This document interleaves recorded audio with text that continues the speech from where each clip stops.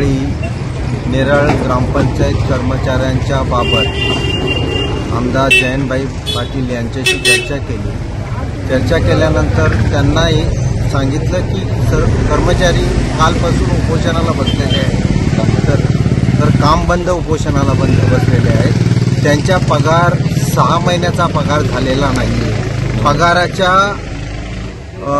वेतनाची जबाबदारी ग्रामपंचायतवर असल्यामुळे ग्रामपंचायतमध्ये फंड अवेलेबल नाही आहे। त्या फंड अवेलेबल करण्यासाठी शासकीय जिल्हा परिषद शिहो साहेबांची भेट घ्या, त्यांच्याशी चर्चा करा किंवा आपल्याला अन्य मार्गाने पैसे त्यांना कसे देता येईल या संदर्भातला पक्षातर्फे प्रयत्न आम्ही करणार आहोत। आणि दुपारी 3 वाजता जयंतभाई शिहो कलेक्टरशी बोलणार आहेत।